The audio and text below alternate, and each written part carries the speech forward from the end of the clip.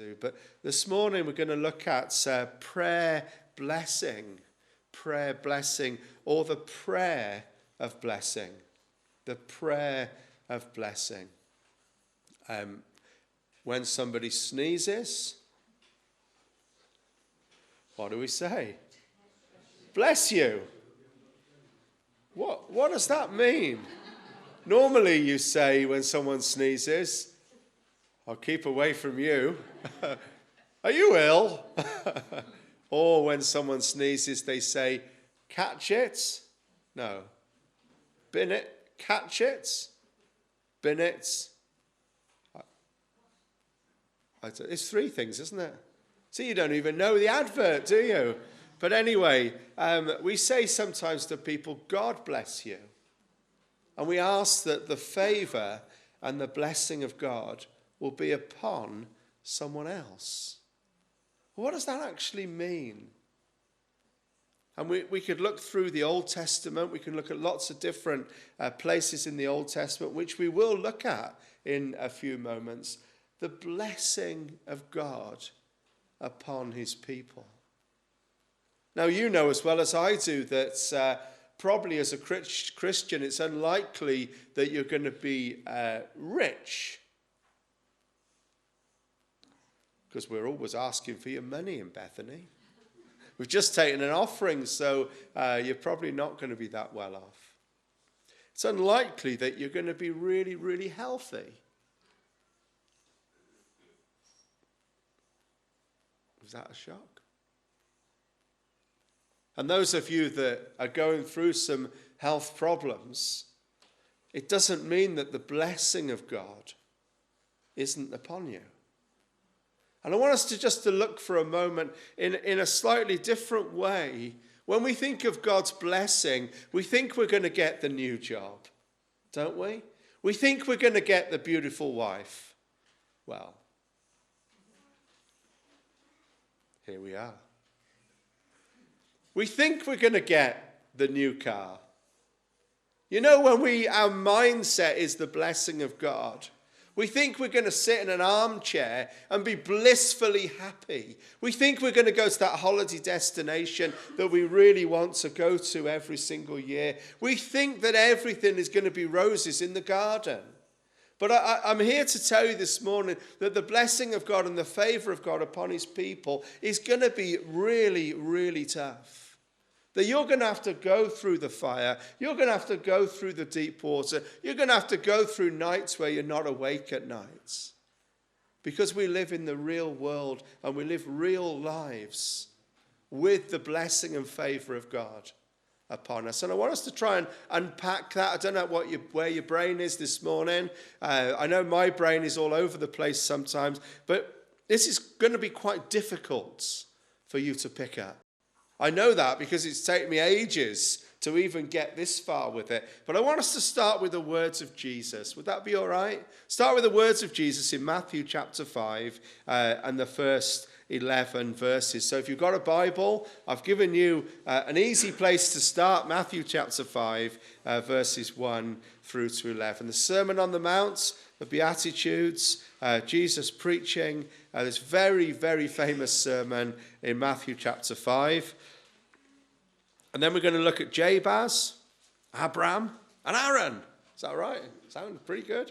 Okay. Now he saw the crowds. He went up on the mountainside and sat down. This is Jesus. His disciples came to him and began to teach them, saying, "Blessed are the poor in spirit, for theirs is the kingdom of heaven.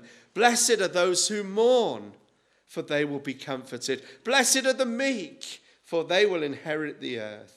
Blessed are those who hunger and thirst for righteousness, for they will be filled. Blessed are the merciful, for they will be shown mercy. Blessed are the poor in spirit, for they will see God. Blessed are the peacemakers, for they will be called sons of God. Blessed are those who are persecuted because of righteousness, for theirs is the kingdom of heaven. Blessed are you when people insult you, persecute you, and falsely say all kinds of evil against you because of me. Rejoice and be glad, because great is your reward in heaven, for in the same way they persecuted the prophets who were before you. It's not a very good list, that really, is it? But it's a list that reflects real life and the real lives that we all have from day to day, week to week, month to month, and year to year. I'm sure that in that list that Jesus shared, each one of us can pick something up from it. But the blessing of God comes from God. It's a one-way blessing. I was thinking about this concept of us being able to bless God.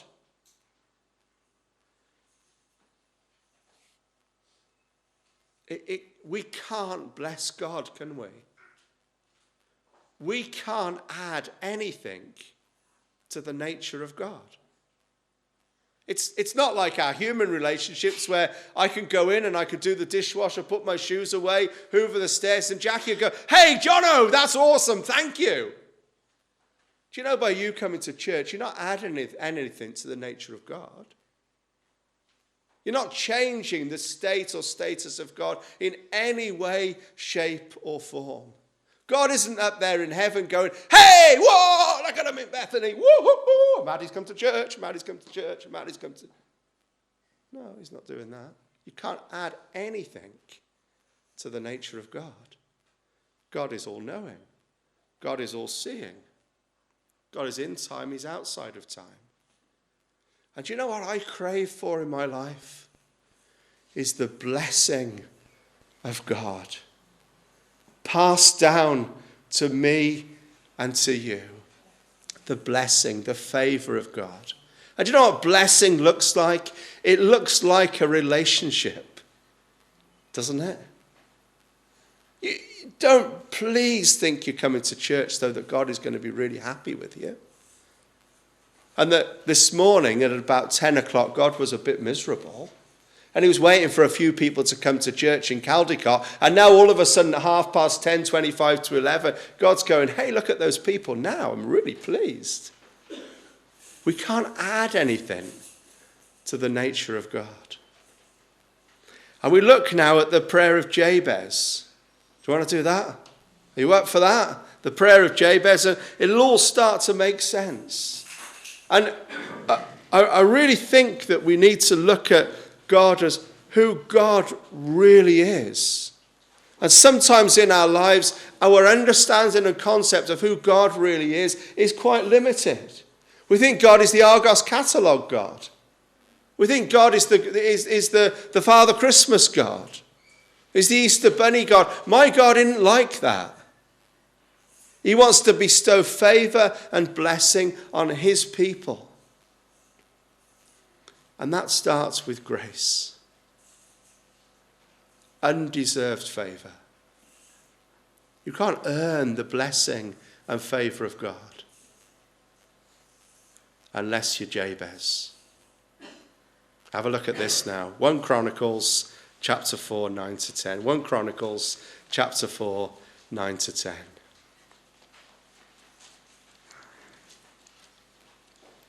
This is really exciting. 1 Chronicles chapter 4, 9 to 10.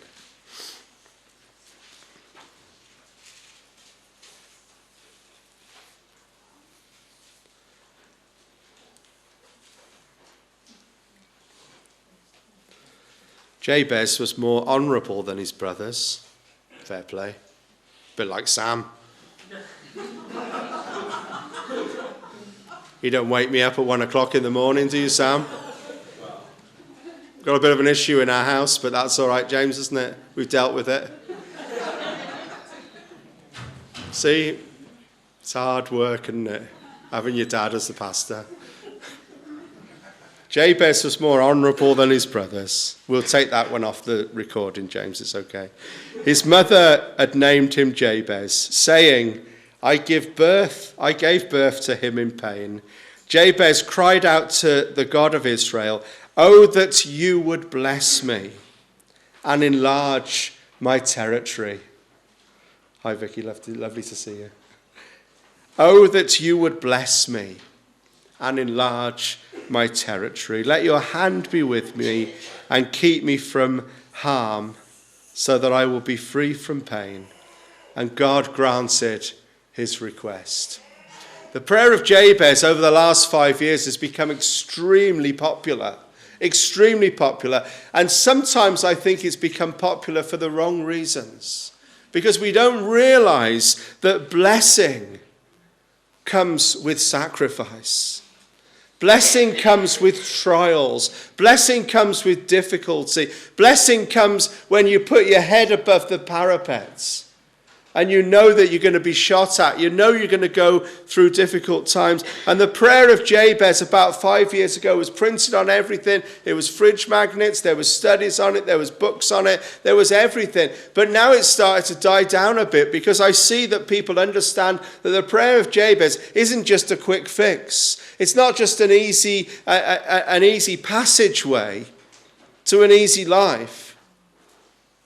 The call of Jesus on his people towards blessing means that there'll be huge levels of difficulty, of struggle, and of sacrifice in the Christian life. And we see this as we look at our next person, which is Abraham.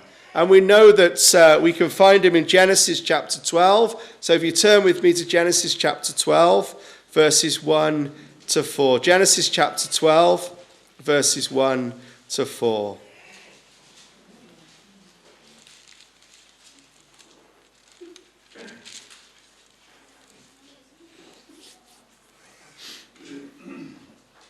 Genesis chapter 12. I love these Old Testament characters, don't you? Because they had it really tough. They had it difficult. But God spoke to Abram. The Lord said to him, "Leave your country, your people, and your father's household, and go to the land I will show you." That ain't much of a blessing, is it? To be blessed means to do the will of the Father. But Abraham goes to God. Well, he doesn't actually. He just obeys and follows and is obedient to what he's been called to do. God says, leave your country. Any one of you do that? Leave your people. Yeah, well, I'm English. Dreadful, isn't it? Yeah, left your country. Leave your people, your family, and go to the land I will show you. That's the land there. Isn't that a good picture of Wales? Verse 2, I will make you into a great nation, and I will bless you. I will make your name great. Now, this is looking good for Abraham, isn't it? And you will be a blessing. I will bless those who curse you, and whoever curses you, I will curse, and all the peoples on the earth will be blessed through you. Verse 4, so Abraham left as the Lord had told him. Pure and simple obedience. What was it like for Abraham? Was it easy? Imagine what it was like with his son, having to tie him up and stick the knife ready. Is that tough? And having such a beautiful wife, he had to keep lying, didn't he? About his wife and different things. It was hard, wasn't it? Wasn't the road hard for Abraham? The blessing wasn't easy. And I think sometimes we live in a comfort generation, and our Christianity and our faith is all to do with comfort. It's all to do with ease. It's all to do with what I can receive and how it's going to affect me, how it might make my life better, how it would make me more successful, give me more notoriety. And the Christian life is one of difficulty. It's one of hardship.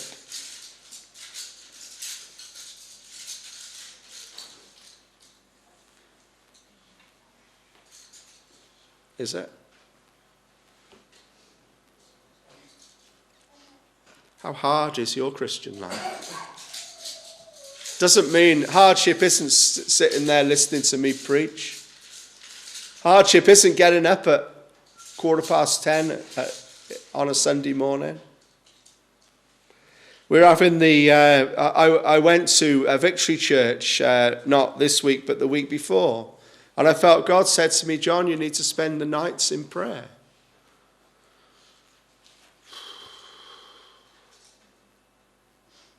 I told Ken and Ron.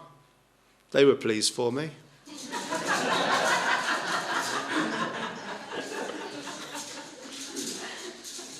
I'm only joking. They were very sincere. Not every night. Sunset to sunrise. Every couple of months, pray. I like sleeping.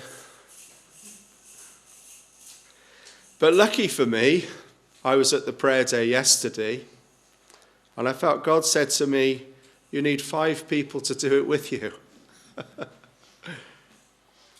That's good, isn't it?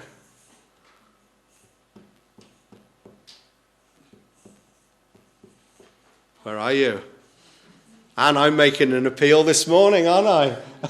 I'm sure you'll get more interest than I do. But you know, if God speaks into your life that you need to spend the nights every couple of months in prayer, and we get 5 people that say that to me in the next few weeks, then we'll start doing it.